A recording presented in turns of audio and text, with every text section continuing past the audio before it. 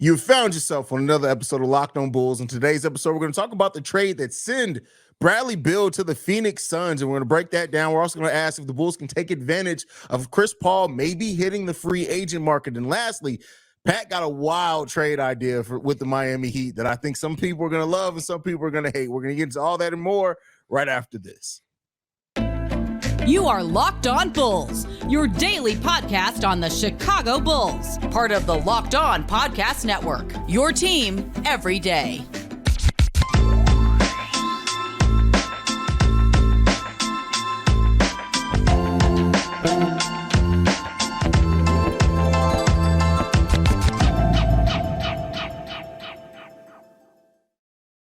Thank you for tuning in to Locked On Bulls, member of the Locked On Podcast Network, where it's your team every day. Today's episode is brought to you by PrizePicks. First-time users can receive a 100% instant deposit match up to $100 with promo code Locked On. That's PrizePicks.com, promo code Locked On. That's Pat, the designer, host, and creator of the Windy City Breeze. I'm Haize, host and creator of Chicago Bulls and Chicago Bears Central. Oh, I forgot too. I don't know why I've been forgetting it lately. You be forgetting over it. Pat also host of the Chicago Bears podcast over at ESPN 1000. You can't forget that at all. We had a wild trade to go down on Father's Day, no less, Pat. The Washington Wizards are sending Bradley Beal to the Phoenix Suns, and they're getting back Landry Shamet, Chris Paul, a bunch of second-round picks, and a couple of pick swaps in the first round. Basically nothing. And the plot thickens when you add in the fact that Bradley Beal's agent is the son of the Phoenix Suns president and CEO, which is wild, bro. That is wild. That's wild, right? That's wild, you dig. Yeah, you got to think about that. What do you make of this trade, brother? How you feeling? I mean, here's the tough part. I don't think it's a good trade on either side. Okay. I mean, I like Bradley Beal over there, but one, Bradley Beal has to be healthy enough to be a consistent contributor over there, even though he could have come back this season. He did get shut down. I believe he only played 90 games over the last 2 seasons. So there's that question, along with, I believe he has, is he the second or third highest contract on the team now? Oh. He got to be 50 million, 53 million, I think is his contract number for next year, which is wild. Bradley Beal is your dang near highest paid player, and you can't add nobody else to the team. You can't add nothing to the bit. Everybody who's there, we got a trainer, play him. You got nothing to put on the bench. So I'm confused on the Suns side, unless they expect these dudes that never play every minute of every game to play every minute of every game. And I'm confused on the Wizards side because you traded Bradley Beal basically. I mean, have they released how the pick swaps work? They have not yet. And it's going to be a couple of days so we know all the details, because apparently they're allowing the Wizards to try to find a third team to maybe go ahead and take Chris Paul off their hands, so he's never they don't have to worry about buying him out. So, maybe a couple of days so we get the final details of that trade. Yeah, I don't know. I look at it and it's is it a super team? Is it a 2K team? Sure. But who we rolling the war with? Josh Okogie? That's your bench.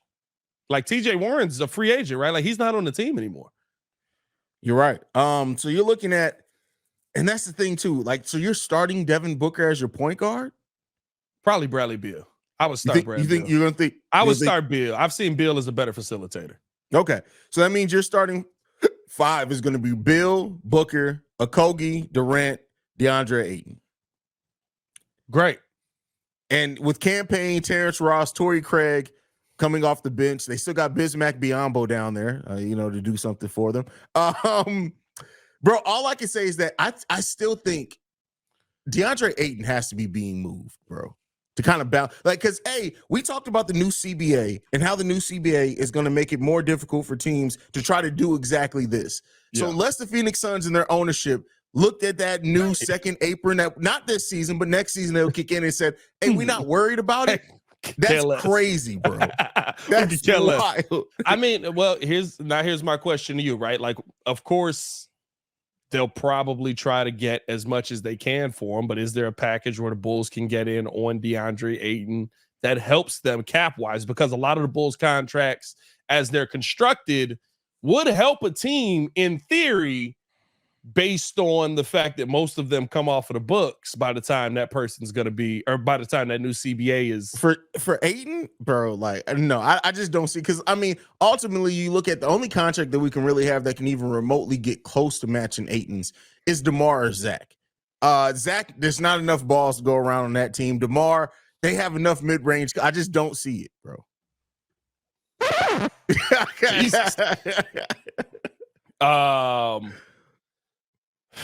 Is there, I mean, a sign and trade with a good structure on Vooch's maybe? I don't know. I'm trying, because here's the thing. Both teams now, like even when I look at this Wizards team, I feel like there's pieces that the Bulls could pick off on that team that are decent pieces. Oh, for sure. DeLon Wright being one of them. Just because, like, there's no direction on either team. Like, the Suns team is like, you got to win.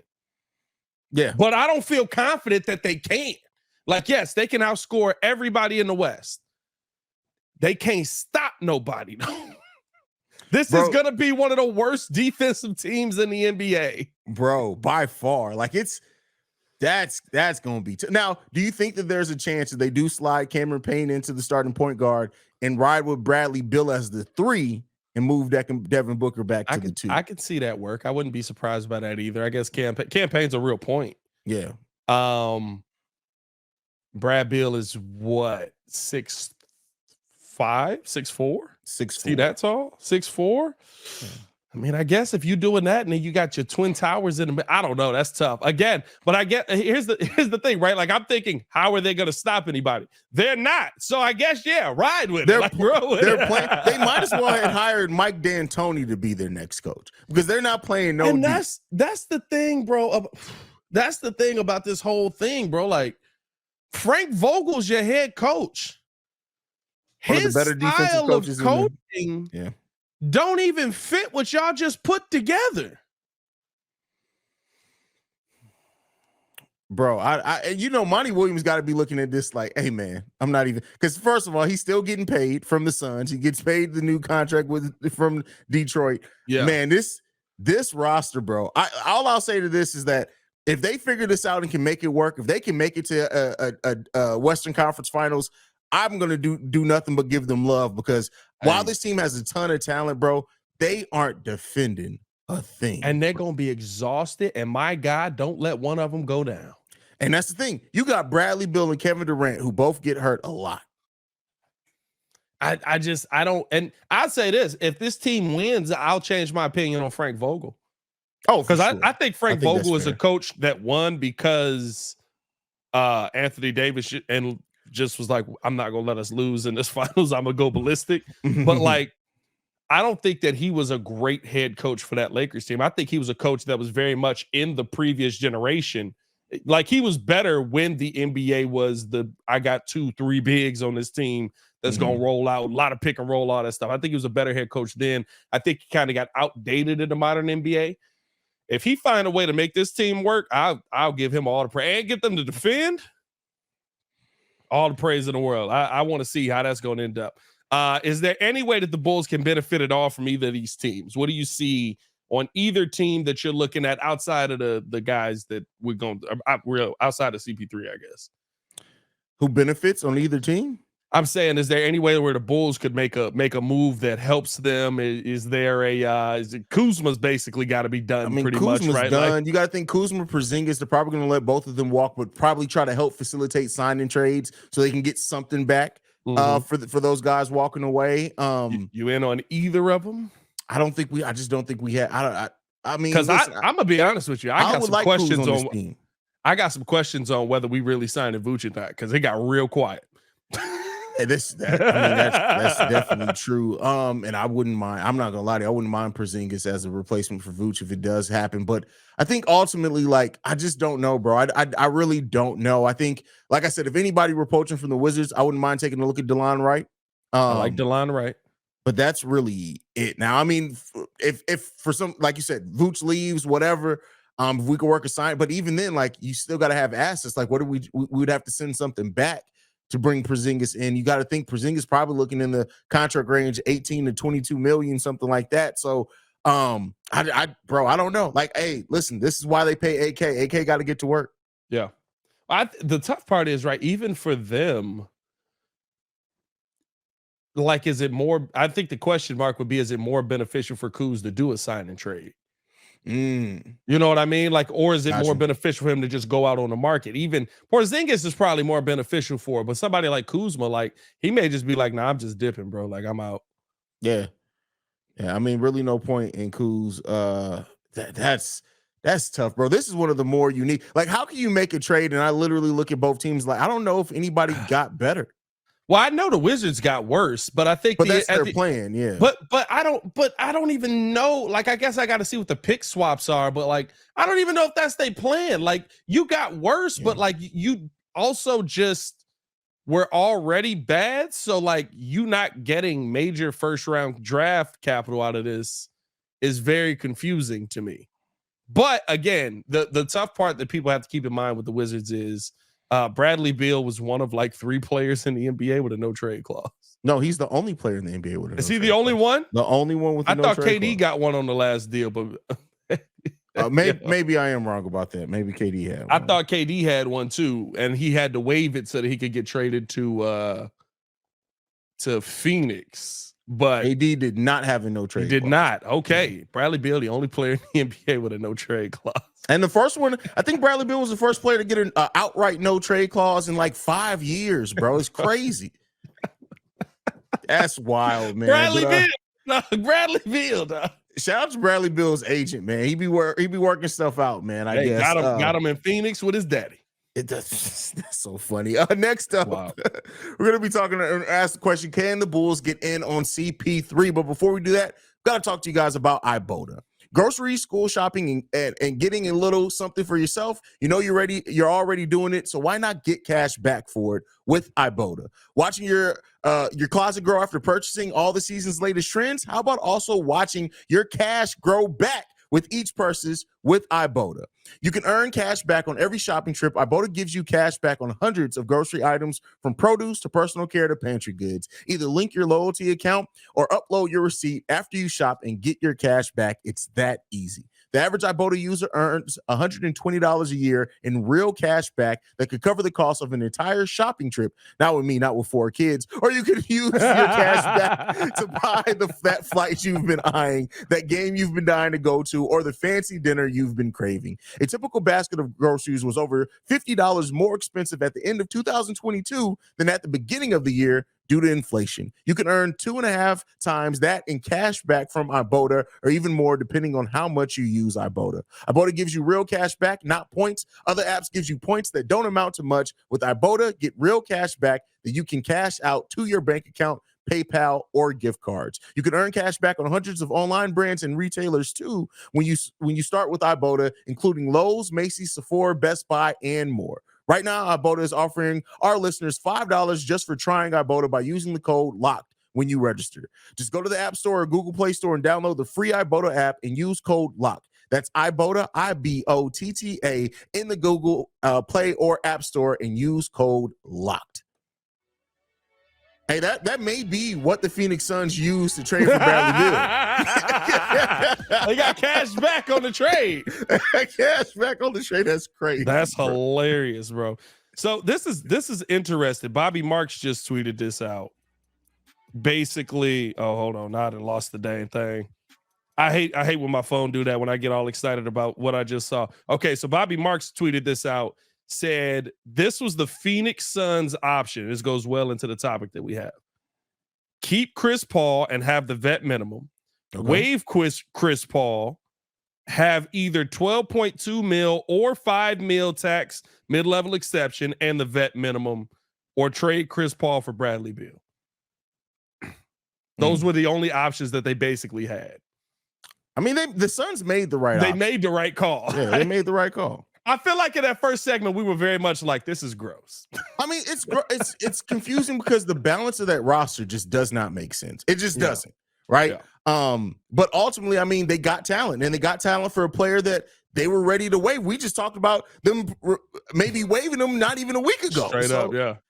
So yeah, I mean, for them to get a player like Bradley Beal back for somebody that everybody knew that they were looking at either to move or to waive, hey, shout out to that. I mean, they got it done, but now we got to ask ourselves, Chris Paul expected to either be waived or maybe worked into another trade if the Wizards can find a trade partner before this deal is finalized. And so you had a great video over on the Breeze talking about the Bulls potentially being in on Chris Paul. Do you think this is a realistic thing that could happen, or do you think it's completely out of the chance of possibility? I think you should make the call and make the call just on the listen. Chris Paul health wise problem. There's no other way to say it. It's not good. He's never healthy when you need him to be. They've load managed him. That's crazy. They've done everything that they can to try and keep him as healthy as they can throughout the playoff series. It just hasn't worked out. Remember, in that first finals, Chris Paul couldn't dribble. Like, he messed his hand up so bad he couldn't dribble the basketball. So he basically just is an injury-prone guy that if he ever has a healthy run, he probably gets a team to the NBA Finals. Devin Booker was not a winning player when Chris Paul got there. Was he a talented player? Heck yes. But Devin Booker did not win a ton of basketball games. A lot of the questions we had about Devin Booker before, I look at a lot of players on this Bulls team, and I have that same question. To me, Chris Paul has worked with Billy Donovan and likes Billy Donovan. He's here. Kobe White, who's basically Chris's protege, is here. Very close to Chris, and DeMar pretty close as well. So there's a lot of stuff that he may like here, but you also have to gauge, does he want to be in Chicago? Does he want to go to a contender? Does he believe that, very much like he believed with Phoenix? Remember, when he went to Phoenix, that team wasn't good. They were okay. They were like, what were they, 40, 42 wins, 43 wins? They had 8 and stuff like that. Like, it was a little bit better than the Bulls, basically. Yeah. Does he feel like him added to this team could be what the Bulls basically can offer monetarily enough, or would they have to make a trade for him? At the end of the day, bottom line, does Chris Paul make the Bulls better? Pat Bev did. Yeah, that's all you need to say. Pat Bev made us better. Yeah, Chris Paul is a better player. As long as he's healthy, he's a better player. Chris Paul on one knee is a better player than Patrick Beverley. I mean, and so I already know there's going to be bulls. We don't want Chris Paul. He doesn't play defense. He's injured all the time. Listen, 60 games from Chris Paul is better than what we got. But ultimately, I just don't think that. I think Chris Paul is going to want to go to a contender. I think all those signs are there. I think he's going to try to get a title before his time is up in the NBA, and that time is dwindling faster and faster. And really, honestly, I think Chris Paul maybe have 3 years left in the NBA, if that. Here's the question, though, that we keep hearing this. Chris Paul wants to go to a contender. Yeah. Who are the two teams listed? The Miami Heat and the Lakers. I didn't even see the Heat. I saw Clippers and Lakers. Clippers are definitely Clippers. I saw Clippers and Lakers. Are any of those teams real contenders? We're still saying that the Lakers are a contender just because of LeBron. And they won a playoff series, but like the Clippers, if they can ever stay healthy, are an absolute contender. They are a championship contender if they can stay healthy. That's been the biggest question. I mean, that is the biggest question. I mean? Like, and we gonna add Chris back to that? Like, I mean, listen, at least they can either be healthy or not be healthy together. Maybe they can all go see the same doctor, bro. Like, I'm just saying, like, I don't view the Clippers. Yes, if the Clippers are 100% healthy, they're a contender in the Western Conference 100%. That team's ridiculously deep too. But the biggest if is the thing that we say about the Clippers every season. They're a contender if they stay healthy. They never do that part. So we're not talking about contenders. We're talking about teams that the Clippers were, what were they? The Clippers were definitely better than the Bulls overall. But the Lakers really wasn't that much better than the Bulls. I mean, they made it to the WCF, though. Like, that team, what, the Lakers? Lakers didn't play in the WCF this season. Yes, they did.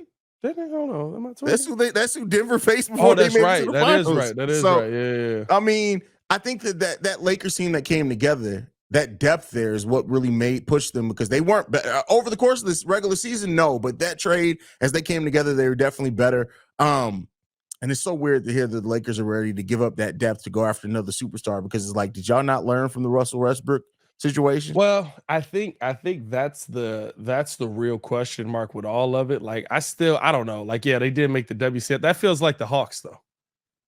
Like, that Lakers WCF feels like the Hawks. And yeah, I get it, right? AD, Bron, like you're still in theory, it should be a contending team, but I don't feel like that's a real contender. right? Like, I feel like that's a question mark that they're still trying to, because if they were a contender, they wouldn't be saying we got to go all in to try and get Chris Paul. I think there's enough reason to think that with Chris Paul, for what their view and what they were able to accomplish with Chris Paul could make them a contender. Lakers fans Maybe of that. But I mean, again, you already know how that's going over there. Yeah. Like I think ultimately, like when you look at it and Chris Paul trying to join a contender, it's all going to be on paper, because at the end of the day, like you still can't. I could say Chris Paul's still solid when he's able to be on the court, but like how much are you really expecting? Like, and he's just getting older, bro. Just getting older. Yeah, and I mean, realistically, here's the thing. At the end of the day, do I think the Bulls are going to get him? I don't. I think he's probably going out west. Yeah. Like he's probably going to go out west. The way that the Bulls would get him is they would have to trade something. Question I'll ask you before we do this ad read: would you be willing to trade young assets for Chris Paul? Fucking up. Well, hey, there you go. That's the one. All right, let's get over to the ad read. Heck no. Hey, yo, we got to tell you guys about PrizePicks, ladies and gentlemen, because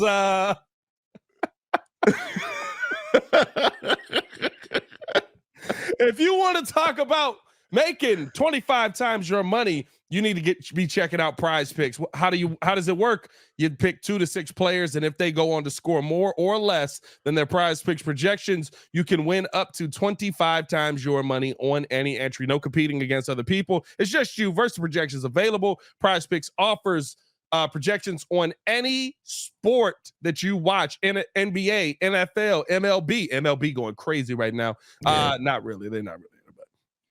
NHL, PGA, golf, college football, men's college basketball, WNBA is going crazy right now. I'm not gonna bet the Aces. Just bet the Aces. Just bet the Aces. No matter what you do, the Aces. Entries can be made in 60 seconds or less. It's that easy, safe, and fast withdrawals available and currently operational in over 30 states and Canada. Download PrizePicks app or go to prizepicks.com. To sign up to play daily fantasy sports, first-time users can receive 100% instant deposit match up to $100 with the promo code Locked On. If you deposit $100, you get $100. If you deposit $50, they will give you $50. Don't forget to enter the promo code Locked On at sign up for instant deposit match up to $100. All right, Pat. Before we go, man, we got to talk about it. You got an interesting trade idea. Miami Heat, Chicago Bulls. I'm going to let you present this one. So the one thing I do every time I try to come up with a trade idea, because I hate coming up with trade ideas because they're stupid at the end of the day. 90% of them never go through. Like, very rarely do. I think since I've been doing this channel, I might have called one Chicago Bulls trade that actually got done. I don't even remember which one it was. It might have been Jabari. Like, I don't, but anyway. I look at this trade of DeMar DeRozan. I know a lot of people already like, oh, another trade DeMar. It's not because I want to trade DeMar. It's because DeMar fits a need that the Miami Heat have. This Heat team can't score. Nobody on that team do you feel confident about as a scorer. Tyler Hero don't do nothing but shoot, and I don't know if he's going to give me 20 a night. DeMar DeRozan would be a scorer for them. What I would ask for in return, Duncan Robinson, Caleb Martin. Okay. And that 18th overall pick for DeMar DeRozan. Because realistically, this team's trying to go for it one last time. Mm-hmm. They realize that, okay, we've got something here that can get to the next level. I don't know if a Dame trade's going to happen the way that they're trying to talk ball. I agree with you. I love what they're trying to do, but literally Pat Riley's like, hey, yo, so Pat Riley is making fan trades, bro. Pat Riley is like, so we got some bubble gum, a couple of basketballs, and a second-round pick. Does that get us Damian Lillard? So I don't know if Portland's going to sit here and take an L on a trade when even, everybody's talking about, oh, Dame said he wants to go to Miami. Dame also listed a couple of different teams in there that he would also go to. So there's still that aspect of it. Portland's not just going to say, let's only work with Miami here. I think that can open the Bulls up to a possibility of making a trade like this where Miami feels like we need a scorer. DeMar DeRozan still can come in and be an assassin. him next to Jimmy Butler. We answer a lot of the defensive questions with Jimmy just being there and being able to focus on the defense. Still have Tyler Hero in this sense. Still have all of our undrafted guys that we love if they want to keep them. I think that this could be a trade that actually makes sense for both sides. Here's what I'll say. If that trade were to go down, right, I completely understand, and I would think that both teams get some of the things that they want. Yeah. I just don't know if the Miami, I think that would probably be a move that Pat Riley makes at the end of free agency if he strikes out on everything else, right? I don't know, man. I don't know if Pat Riley looks at DeMar and says, "Yeah, we're gonna hinge our wagon to DeMar right now." I don't know that. I'm not saying it's outside the realm of possibility. I just have my doubts. I think the thing is, right, one, we've seen Pat Riley strike out in free agency multiple years in a row now. Yeah, this is fact. Like, he has not won. He keeps trying to win these deals. Like, his win, 2 seasons ago was Kyle Lowry. He hasn't had great offseason. They went to the finals with 75 undrafted players that they found at a playground in Miami. They're not even scouting crazy well. J. Cole found was it Gabe Vincent or Caleb Martin? Which one? No, Caleb Martin. It was Caleb Martin. I know it was J. Cole found Caleb Martin. Wasn't a Miami scout. He was in the middle of a studio session. So I think that, right, like, I'm not saying that this is Miami's number one focus. This is, in the sense, Miami is probably going to try to play hardball with a lot of these teams. They're going to offer similar packages to what the Bradley Beal deal was. And I just don't see a lot of teams taking these deals just willy-nilly, which leaves you with, okay, is there a team out there that has a guy that we can guarantee is going to be a bucket? I mean, Bulls got a couple of them. Yeah, your reasoning makes sense. Like, I'm not faltering your reasoning at all. It's just like, here's what I'll say. I worry too. Like, Pat Riley always has to get the best in these deals. Like, the moment we make that trade, you said for Caleb Martin, right? Caleb Martin. The moment we make that Robinson. trade, we'll find out in the physical. Oh, Caleb Martin actually has a loose bone in his ankle. Like, it would be something like that. But that's on AK. Yeah. If you accept that deal, then it's on AK. You're an idiot. Because you can veto that deal. Like, that's just dumb. Yeah. You can literally say, "Oh, y'all didn't disclose this injury stuff to us. Send them back." I feel like it doesn't answer everything that either team wants. Yeah. But I do feel like it's one of those things where it strikes up enough of a deal. And realistically, here's the thing. I know a lot of Bulls fans want to hold on to DeMar. I would love for DeMar to stay here and we just find this perfect point guard that changes everything for us, right? Mm-hmm. Realistically, in thinking about this business-wise, DeMar DeRozan's probably not here after next season. So are we having this conversation now, or are we having it at the trade deadline? That's a big you know what? I'll say that deal that you presented, that's probably more like a trade deadline deal.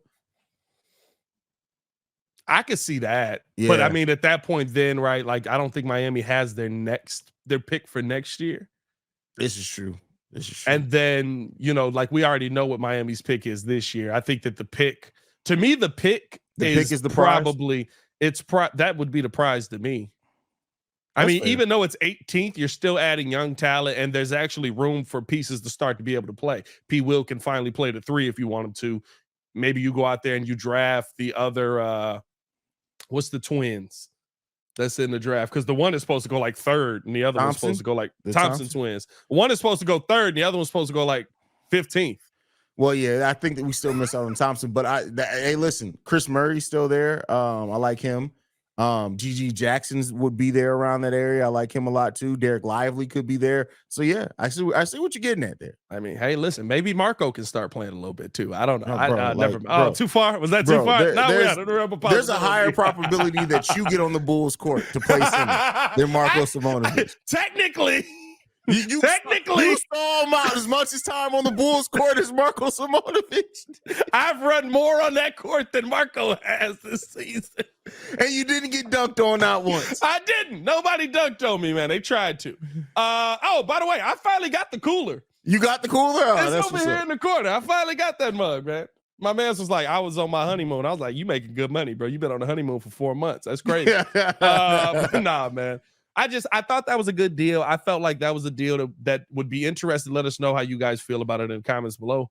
Follow us on everything at Locked On Bulls. You can follow me on everything at Pat the Designer. Appreciate y'all for showing love. Absolutely. You can follow me at CEO Haize, CEO Haize. And thank you for making Locked On Bulls your first listen every day. Make sure you guys tune in tomorrow, where we'll be back breaking down more topics from around the NBA and Chicago Bulls related topics. For Pat the Designer, I'm Haize. This has been Locked On Bulls. And guess what? We about you. Peace, y'all.